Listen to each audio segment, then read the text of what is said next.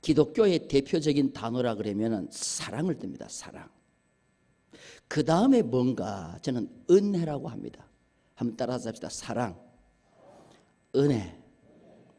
사랑이 어디에서 제일 먼저 성경에 나오나 봤더니요, 아브라함이 이삭을 모리아산에 드릴 때 하나님께서 아브라함에게 그냥 이삭을 드려라 그렇게 하잖아요. 내 사랑하는 독자 이삭을 드려라. 그때 사랑이 처음 나와요. 저는 그걸 보면서 이 아브라함이 독자 100세에 얻은 아들을 정말 사랑했구나. 사랑이 처음 거기 나와요. 여러분, 그 아브라함이 이삭을 모리아산에서 번제로 드리는 그 마음이 하나님 아버지가 독생자 예수 그리스도를 골고다 언덕에서 십자가에 못 박아 죽일 때에 그 아버지, 하나님 아버지의 사랑과 똑같은 거예요. 그만큼 사랑했다는 거죠. 그럼 은혜가 어디 제일 먼저 나올까 봤더니 오늘 창세기 6장 8절에 그러나 노아는 은혜를 입었더라. 이게 처음 나오는 거예요. 자, 은혜가 어디서 처음 나와요? 저보고 총신대 시험 문제 내라고 하면 은혜가 맨 처음 나오는 것이 어딘가 딱 물을 것 같아. 대단히 중요해요. 자, 어디서 나온다고요? 그러나 노아는 하나님께 은혜를 입었더라. 그런데 이 은혜를 입었다는 말이 지난 주일에 제가 설교한 에스더에게서 나오는 거예요. 에스더는 보던 모든 사람에게 사랑을 입었다고 그랬는데 그 사랑을 입었다는 말과 은혜를 입었다는 말이 똑같아요. 근데 한글로 번역하기는 에스더는 그냥 사랑을 입었다, 사랑을 얻었다. 그런데 한글 성경은 틀리게 나왔지만 원문을 내가 찾아보니까 다 hen이에요. hen. 따라서 다 hen. 이 hen은 뭐냐 하면은 호의, 영어로는 favor. 영어 성경에는 똑같이 그걸 favor라고 번역했는데 우리 한글은 에스더는 은혜를 입었다, 사랑을 입었다, 노아는 은혜를 입었다 이렇게 번역을 했어요. 저는 번역을 잘했다고 봐요. 그런데 또 의미는 원문상 의미는 똑같은 거예요. 다시 말해서 에스더가 왕비가 된 것도 하나님의 뭐요? 은혜고, 노아가 홍수 심판에서 구원받은 것도 뭐요? 하나님의 은혜라는 거예요. 은혜 아니면 안 된다는 거죠. 여러분들 믿음 생활 잘하는 거 내가 잘나서 잘하는 줄 아세요? 절대로 아닙니다. 믿음 생활 잘하는 것도 누구의 은혜예요?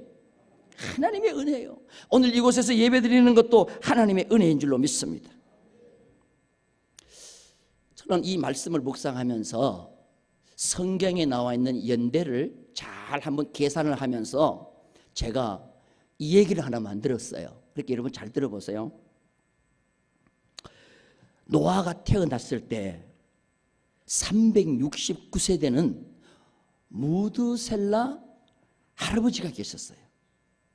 369세대는 무드셀라 할아버지가 계셨어요. 할아버지가 이제 노아에게 얘기를 해주는 겁니다. 어떤 얘기를 해주냐면은 증조 할아버지 에녹에 대한 이야기를 하는 거예요. 노아야, 네가 태어나기 4년 전에 에녹이라고 하는 증조 할아버지가 돌아가셨다. 그런데 돌아가셔서 땅에 묻어서 장사 지낸 게 아니고 하늘로 승천해 가셨다. 나는 그걸 봤다. 이 무드셀라 할아버지가 지금 노아 손자한테 이 얘기를 하는 거예요. 그러면서 왜 너의 할아버지가 하늘로 죽지 않고 승천해 가신지 아느냐? 하나님과 동행을 하셨어. 하나님의 말씀대로 사셨고 믿음 생활을 너무너무 잘하셨어. 근데 그 할아버지가 믿음 생활을 그렇게 잘하게 된 거는 이유가 있어. 나를 낳고 난 뒤에 그렇게 했어. 내 이름이 뭔지 아니? 내 이름은 무드셀라야. 한번 따라서 합시다. 무드셀라. 무드셀라 뜻이 뭐예요? 무드셀라 뜻이 그가 죽으면 심판이 온다는 뜻이야. 하나님은 에녹 할아버지한테 뭘 얘기했는가 하면 내 이름을 무드셀라로 지으면서 얘가 죽으면 하나님의 심판이 오니 너 신앙생활 잘해 하고 하나님이 얘기한 거야. 그래서 무드셀라의 나를 낳고부터는 에녹 증조 할아버지가 믿음 생활을 그렇게 잘한 거야. 300년 동안 믿음 생활을 잘했어. 그랬더니 어느 날 그 하나님이 너의 증조 할아버지를 하늘로 그냥 데리고 올라가신 거야. 그 얘기를 해준 거예요. 노아는 이 말을 듣고 어떤 생각을 했는가 하면 그래, 우리 증조 할아버지가 하나님과 동행했더니 하나님이 하늘로 승천해 가셨구나. 나도 증조 할아버지를 따라 하나님과 동행해야지. 내가 믿음 생활 잘해야지. 노아는 그때부터 믿음 생활을 잘한 거예요. 그래서 성경에 보면 하나님과 동행했다는 말은 에녹과 노아에게만 붙여진 거예요. 이 세상은요, 욕심대로 사는 자가 있는가 하면 하나님과 동행하며 사는 자가 있어요. 자, 여러분들 다시 한번 또 이 얘기로 돌아갑니다. 노아가 600세 되던 해 홍수 심판이 나는데 시계를 거꾸로 돌려서 120년 거꾸로 돌아가면 노아가 480세 될 때예요.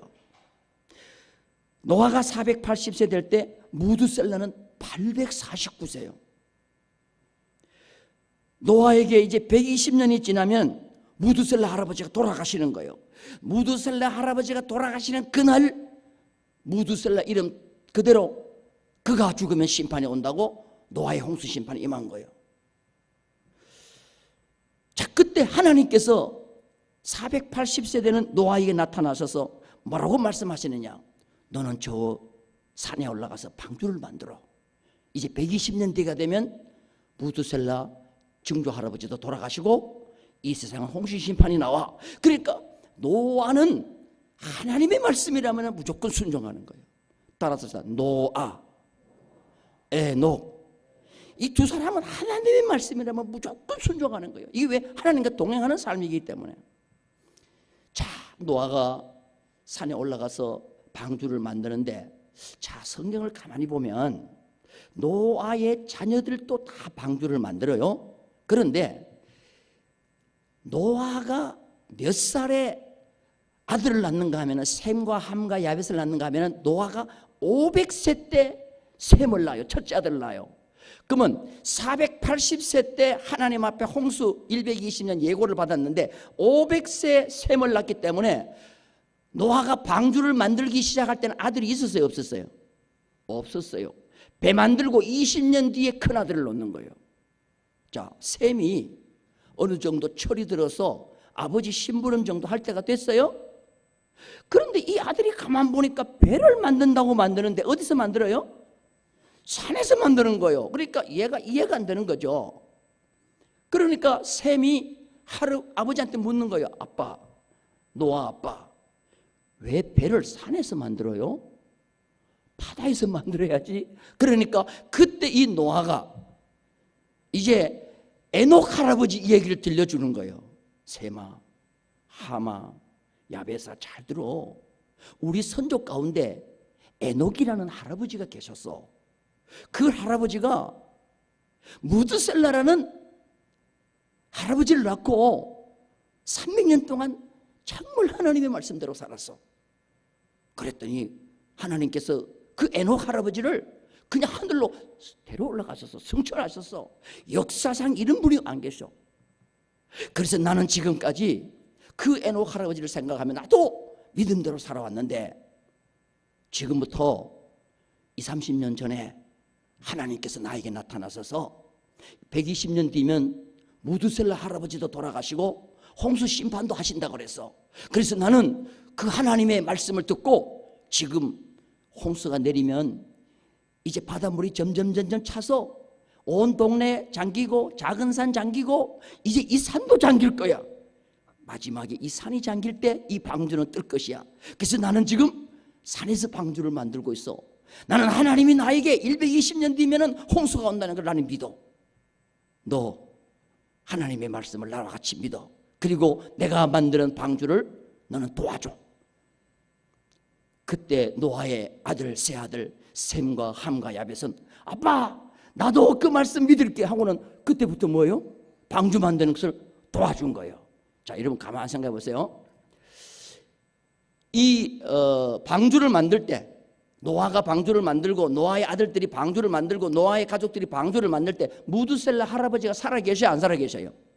살아 계시죠, 당연하게. 그런데 뜻이 뭐냐? 저 할아버지가 돌아가시면 뭐가 온다? 세상에 심판 온다요. 홍수의 심판이 온다. 그러면 노아와 노아의 자녀들은 일어나서 가장 먼저 누구를 볼 것 같아요? 할아버지 무드셀라가 오늘 눈을 뜨는가 안 뜨는가 보는 거예요. 그런데 아침에 일어나니까 할아버지가 일어나는 거예요. 그때 노아는 아이고 하나님 감사합니다. 오늘 또 하나님의 심판이 하루에 연기되는군요. 자, 열심히 배를 만들자 하고는 산에서 배를 만든 거예요.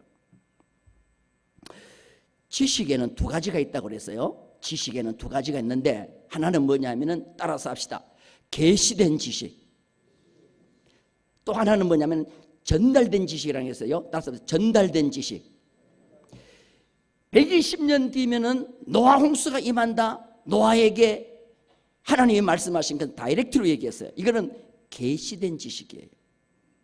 그런데 노아가 자식들에게 얘기한 것은 계시된 지식이 아니고 뭐요? 내가 하나님께 받은 것을 전달된 지식이에요. 자, 여러분들 계시된 지식이 더 잘 믿겠어요? 전달된 지식을 잘 믿겠어요? 계시된 지식이죠. 그런데 놀라운 것은 뭐냐면은 하나님과 동행하는 사람은 계시된 지식이든지 전달된 지식이든지 똑같이 생각해요. 오늘 제가 여러분에게 설교하는 것은 계시된 지식이에요? 전달된 지식이에요? 이것을 계시된 지식으로 보는 거예요. 그리고 그 말씀대로 이루어질 줄로 믿고 그대로 순종하는 거예요. 무슨 말씀인지 이해가 되면 아멘? 그런데 불순종하는 사람은 계시된 지식도 안 믿어. 성경에 보면 계시된 지식도 안 믿어요. 이스라엘 백성들이 바로 그런 자들이에요. 사랑하는 성도 여러분들, 오늘 비록 전달된 지식이 우리 앞에 선포될지라도 하나님께서 나에게 직접 말씀하시는 계시된 지식이라 믿고 동행하는 자가 되기를 주님의 이름으로 축원합니다. 할렐루야. 자, 그런데 오늘 성경에 보니까 이제 이게 제가 이제 뭐 연대를 구별하면서 이제 들려진 말씀인데요. 그러면 도대체 왜 하나님은 이 노아 시대에 이렇게 홍수 심판을 하는데 노아는 은혜를 받았을까? 그 홍수 심판에서 구원을 받았을까? 자, 그 시대의 상황을 우리가 한번 말씀을 통하여 보겠습니다. 자, 창세기 6장 2절을 한번 보겠습니다. 창세기 6장 2절 다 같이 읽겠습니다. 시작.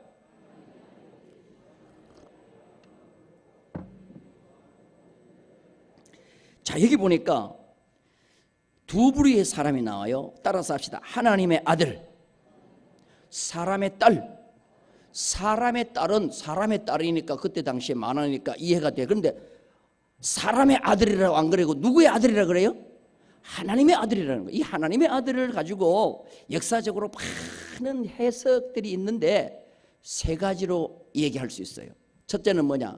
하나님의 아들을 천사라고 한다. 이게 히브리 문학에서 그냥 하나님의 아들 그러면 성경에 보면 천사들을 하나님의 아들이라고 했다. 이게 1번 해석. 두 번째는 뭐냐면은 왕족이나 힘이 있는 권력자의 후손. 그 성경에 보면은 모세를 보고 너는 애굽에 가면은 네가 신같이 되게 하겠다 그랬죠. 그렇기 때문에 신의 아들 그러면은 힘 있는 권력자의 아들이라고 해석하는 것도 있어요. 두 번째. 근데 세 번째가 주로 해석하는 겁니다. 그게 바로 뭐냐면은 그때 당시에 가인의 후손이 있었고 아벨 대신 하나님께서 셋을 주셨는데 셋의 후손을 하나님의 아들들이라고 했어요. 그래서 이제 주로 지금 가장 우리가 근접하게 해석하는 것은 셋의 후손이었을 것이라고 보는 거예요. 다시 말해서 가인의 후손과 셋의 후손이 있었는데 가인의 후손은 세상 사람들인가 하면은 셋의 후손은 하나님의 아들이라고 하는데 하나님의 아들이 뭐냐면은 셋의 후손들입니다. 셋의 후손들이 결혼을 하는데 사람을 선택하는데 어떻게 선택하느냐? 여자를 선택하는데 사람의 딸들의 뭐를 보고? 아름다움을 보고 모든 여자로 아내를 삼았다 그랬어요. 자, 여기서 아름다움이라는 것이 문제가 되는 거예요.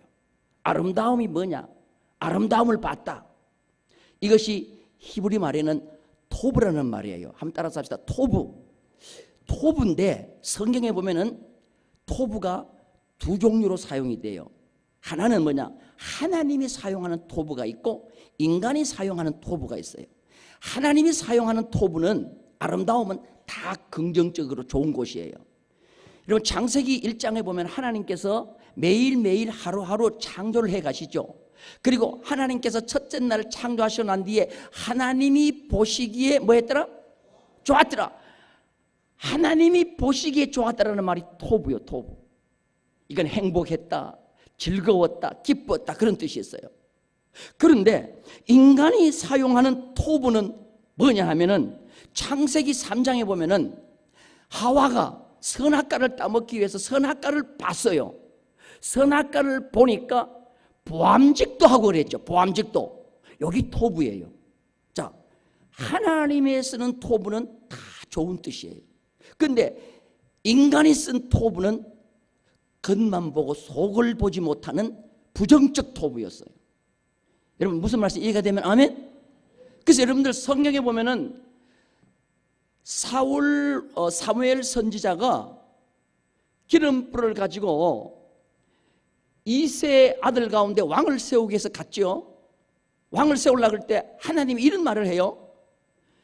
사람은 인간의 뭐를 보거니와 외모를 보거니와 외모를 본다는 게 인간이 보는 토부예요.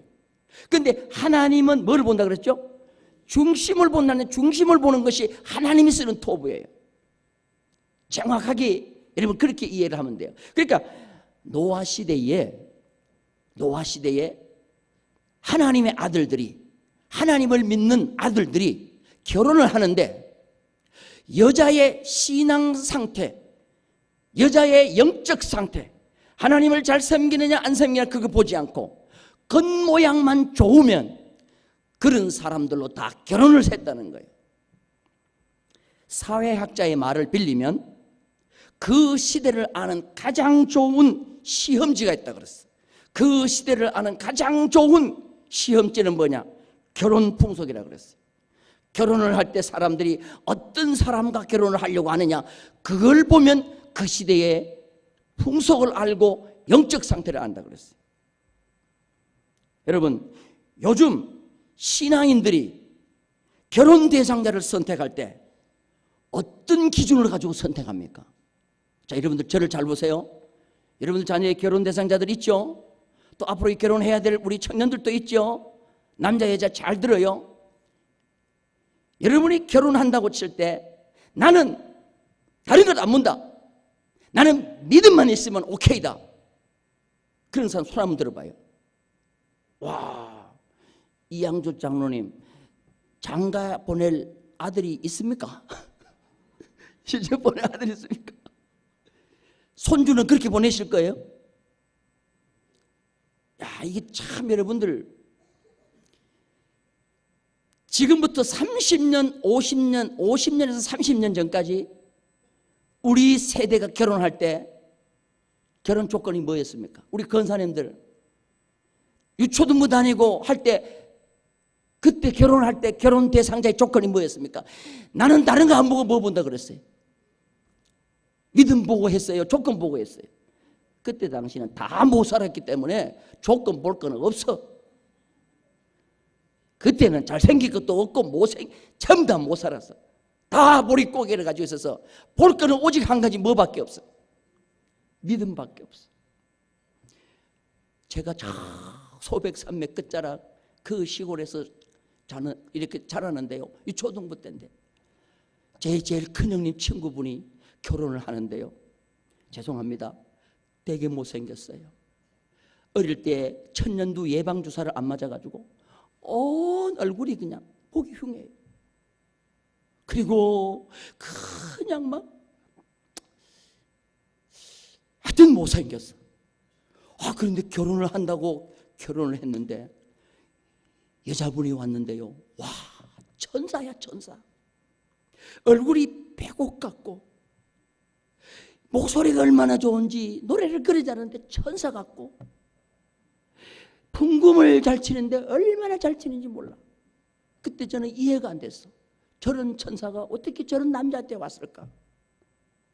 그 아주 들리는 소리가 뭐만 보고 왔다? 믿음만 보고 왔다. 어릴 때 저 마음에 어떤 마음이 생기냐? 그래, 장가를 잘 나가려면 뭐만 있으면 된다? 믿음 생활만 잘하면 된다. 근데 요사이 여러분들 자녀들 시집 장가 보낼 분들 계시죠? 솔직히 말해보세요. 믿음만 좋고 키는 작고 가진 것 없고 안 배우고 맨날 밥만 먹으면 교회 가서 살고 그런 사람하고 결혼하실 분 있어요? 없어. 따라서 합시다. 없어. 절대로 안 보내. 말은 해요. 말은 해. 아이고 목사님 믿음이 제일이죠. 그래서 믿음 좋다는 사람을 딱 소개시켰는데 대부분 뭐냐? 아이고 목사님 키가 적은데요. 아이고 그래도 전세금은 있어야죠. 아이고 그래도 대학은 나와야죠. 아이 그러면 믿음만 있으면 된다고 소리를 하지는 말아야지. 오늘날의 시대나 노아의 시대나 결혼하는데 조건이 전부 다 뭐요? 믿음만 본다는 건 소리뿐이고 막상 보낼 때는 다 조건을 보는 거예요. 제가 결혼할 때, 제 선배들이 결혼할 때는 청년들이 교회를 가야 결혼한다고 교회 왔어요. 교회를 가야 처녀들이 많다고 그래서 교회를 결혼하기 위해서 교회를 왔어요. 근데 지금은 안 와. 교회 가면 없대. 그 청년들이 안 와. 노아의 시대와 지금의 시대의 결혼 풍속도를 봐도 똑같다는 거예요. 그런데 여러분들 절대로 속지 마세요. 절대로 속지 마는 게 뭐냐? 안 믿는 자가 결혼하고 난 뒤에 믿는다는 소리는 거짓말이에요. 그건 절대로 믿으면 안 돼. 우리의 자녀들 다음 세대들 결혼시킬 때 분명히 기억하세요. 외적인 조건 보지 마세요. 외적인 조건 보는 것은 하와가 선악과를 보는 거예요. 그 토부예요. 우리는 하나님의 관점으로 내면을 봐야 되는데 영적 상태를 봐야 되는 거예요. 믿으시면 아멘? 믿으시면 아멘? 여러분 아멘 했지만 막상 여러분들 앞에 진짜 일이 벌어질 때 안 그럴 거예요. 그러니까 하나님께서 뭐예요? 3절에 보니까 나의 영이 영원히 사람과 함께 하지 아니하리라. 나의 영이 영원히 사람과 함께 하지 아니하리라. 왜? 그들이 육신이 되었기 때문이라. 그들이 육신이 되었다. 그 육신은요 고깃덩어리라는 말이에요. 고깃덩어리. 그래서 하나님께서는 그들의 날은 120년이 되리라 하고는 120년으로 못 박았어요. 앞으로 너희들이 120년 뒤에는 홍수 심판이 온다는 거죠. 그 다음에 사람 평균 수명이 그때부터 220세로 확 줄어들어 버려요. 900세, 800세 사던 삶이 홍수 끝나고 난 뒤에 120세로 팍 줄어드는 거예요. 그러면서 하나님께서 뭐라고 말씀하시냐 하면 무드셀라가 죽으면 이제 곧 홍수 심판이 온다는 그런 경고를 무드셀라를 통하여 보여주신 거예요. 자, 그런데 오늘 성경에 보니까 4절에 그런 말씀이 있어요. 당시에 땅에 뭐가 있었어요? 네피림이 있었다 그랬어요. 네피림. 따라서 네피림. 네피림은 오늘 여기 보니까 고대 용사요 명성이 있는 자라 그랬어요. 고대 용사요 명성이 있는 자라. 그래서 민수기 13장에 보면 이스라엘 백성들이 가나안을 정탐하고 갔는데 거기 보니까 네피림의 후손 아낙 자손이 있는 걸 보고 그들은 그 땅에 못 들어간다고 그렇게 하면서 자기들은 메뚜기 같다 그랬죠. 자, 여러분들 보세요. 네피림, 이 네피림이 역시 마찬가지로 그 시대 이거는 사람이 진짜 네피림이라는 이거는 하나의 가상적인 인물인데요. 보통 키가 2m 40에서 2m 70 정도 되는 사람들이라고 하는데 그런 사람들이 과연 있었을까 하는 건데 이건 상상의 인물 같아요. 그런데 이 네피림이라는 것도 그 시대를 하나의 상징적으로 보여주는 거예요. 네피림이 뭐냐? 오늘 성경에 보면 고대 용사요 고대 명성이 있는 자라 그랬어요. 용사라 고대에 명성이 있는 사람들. 그때 사람들이 추구하는 게 뭐냐? 네피림이에요. 용사가 돼야 되고, 그 다음에 명성이 있는 자가 돼야 된다. 이게 바로 네피림인데, 그래서 큰 것, 높이 올라가는 것, 명성 있는 것을 다 추구하는 거예요. 하나님께 인정받는 거, 그걸 추구하잖아요. 여러분, 하나님의 나라는 네피림이 아니에요. 예수님께서 뭐라고 말씀하셨어요? 천국은 마치 밭에 갖다 심은 겨자씨 뭐요? 하늘 같다 그랬잖아요. 겨자씨 하늘. 네피림과 겨자씨 하늘은 너무나도 비교가 안 되는 큰 변화예요.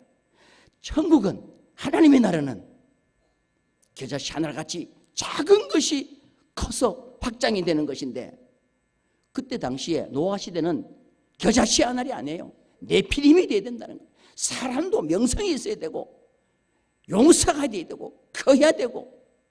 오늘날 시대가 추구하는 것과 똑같아요. 저는 이 말씀을 준비하면서 참 많이 뉘우쳤어요. 오늘날 이 시대에 목사님들에게 목회의 성공이 뭡니까? 큰 교회 건축하고 많은 사람들을, 대형교회에서 목회하는 게 목회의 꿈인데, 이게 노아 시대의 네피림과 똑같은 사고방식이라는 거예요. 가치관이 어디 있느냐? 겨자씨 하나에 있지 않는 거예요. 생명력 있는 한 명의 영혼에 가치를 두는 것이 아니라 뭐든지 좀 크게 해보자는 거죠. 그래서 한국교회 부패가 언제부터 왔느냐? 대형교회라는 말이 나오면서부터 왔다는 거예요. 여러분들, 큰 걸 추구하지 마세요. 큰 걸 추구하지 말고 겨자씨 하나라도 생명력이 있고 하나님과 동행하는 삶을 추구하는 우리가 되기를 주님의 이름으로 축원합니다. 그러니까 하나님께서 이 땅에 사람 지으셨음을 한탄하셨다 그랬어요. 따라서 합시다. 한탄하셨다. 이 한탄하셨다는 말이, 하나님은 후회하심이 없다고 그랬는데, 한탄했다는 말이 뭐냐면은 그 원문에 보면은 손해를 메꾸시기 위해서 고민한다는 말이에요. 손해를 메꾸기 위해서 뭐해요? 고민한다. 자, 여러분들, 내가 사용하고 있는 기계가 있어요. 기계가 있는데, 이 기계가 오래 쓰다가 보니까 수리하고 해도 안 돼. 이제는 수리비가 더 들어가. 수리비가 더 들어가면은 그걸 수리를 해서 쓰시겠어요? 아니면은 폐차시켜버리고 다시 사겠어요? 그렇죠. 교통사고가 났는데 차를 수리하는 비가 사는 것만큼 들어가. 그럼 여러분, 수리해서 쓸 거예요? 아니면 새 차 살 거예요? 이게 노아 시대의 하나님의 마음이요. 이제는 더 이상 노아 시대의 사람을 수리해서 쓸 수 없다. 다시 세상을 개조해야 되겠다. 이게 하나님께서 한탄하셨다는 말이에요. 그러면서 이제 120년 뒤에면은 이제 이 차 모든 인류 다 폐기시켜버리고 다시 새 차를 사야 되겠다. 근데 그 새 차로 다시 사용될 인물에 사용된 게 누구냐 하면 누구요? 노아다. 이게. 노아는 왜 그렇게 됐느냐? 하나님과 동행했다 그러는 거예요. 하나님과 동행하는데 노아는 하나님께 은혜를 입었기 때문에 동행했다는 거예요. 노아가 그렇게 믿음 생활을 잘한 것은 바로 에녹 할아버지에 대한 그 이야기를 듣고, 이게 노아는 마음이 결단을 맺은 거예요. 나도 에녹 할아버지처럼 하나님과 동행해서 나도 이 악한 시대에 하나님께 내가 들림받아야 되겠다. 자, 그래서 성경에 보면요, 에녹과 노아만 하나님과 동행했다는 말이 나오는 거죠. 자, 창세기 5장 24절 다 같이 봅니다. 창세기 5장 24절 다 같이 읽겠습니다. 시작. 하나님이 그를 데려가심으로 세상에, 자, 6장 9절 봅니다. 6장 9절 다 같이 읽겠습니다. 시작.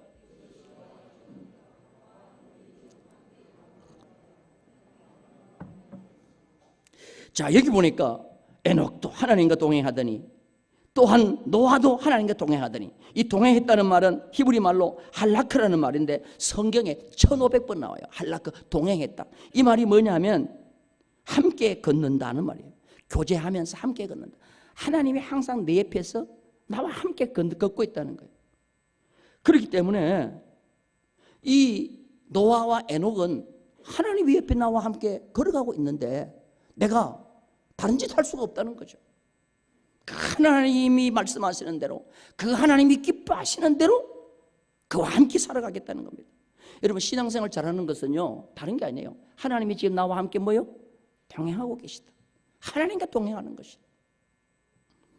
그래서 바울은 신앙생활 잘하는 삶을 뭐라고 했느냐? 주님과 함께 동행하는 삶이라고 그랬어요. 자, 데살로니가전서 5장 10절 말씀 다 같이 읽겠습니다. 예수께서 우리를 위하여 죽으사 우리로 하여금 깨어있든지 자든지 자기와 함께 살게 하려 하셨느니라. 자기와 함께 살게 하려 하셨느니라. 이게 예수님과 함께 동행하는 삶이라는 거예요. 사랑하는 성도 여러분들, 이 시대가 노아의 시대와 똑같습니다. 전혀 다를 바가 하나도 없습니다. 그러면 이 시대에 우리가 하나님께로부터 구원받을 수 있는 길은 노아처럼 하나님과 동행하는 삶입니다. 그 동행하는 삶은 곧바로 무엇이냐? 에녹이라는 말이, 에녹 한번 따라서 하시다. 에녹, 이 순종한다는 말이에요. 순종한다. 에녹은 뭐요? 순종한다. 노아, 따라서 하시다. 노아. 그냥 아 그러면 안 돼요. 히브리 말은 노아 이래야 돼요. 아, 따라서 하시다. 아하. 그래서 히브리 말에 마지막에 아가 들어가면은 아 하고 숨이 나가잖아요. 하나님께서 사람에게 생기를 불어넣을 때 루아 했거든요. 루아, 생기. 하나님의 기운이 들어가는 이름이요. 노아, 하나님의 기운이 들어갔다는 거예요. 이게 하나님이, 이 노아는 안위함을 주신다. 하나님이 안식함을 준다. 쉼을 얻는다는 말인데요, 하나님이 기운이 들어가는 자, 노아. 사례를 사라하고 바꿔주잖아요. 하나님의 기운이 들어가는 거예요. 그러니까 하나님의 기운이 들어가니까 90세에도 처녀가 돼가지고 아들을 낳는 거예요. 저는 오늘 하나님의 기운이 들어가서 노아, 사라, 하나님의 기운이 들어가서 우리가 하나님과 동행하는 그런 자가 되기를 주님의 이름으로 축원합니다. 할렐루야. 그래서 3월 은혜의 달, 다른 것이 없어요. 우리가 믿음 생활 잘하는 것도 하나님의 은혜, 신앙생활 잘하는 것도 하나님의 은혜, 우리 자녀들이 결혼 잘하는 것도 하나님의 은혜. 우리 겉눈 같고 노아의 시대처럼 외모의 조건을 보고 딸아들 결혼시키려고 하지 말고 우리는 뭐예요? 믿음 보고 하나님과 동행하는 것 보고 결혼시켜. 정말 이 시대에 들림받는 우리 모두가 되기를 주님의 이름으로 축원합니다.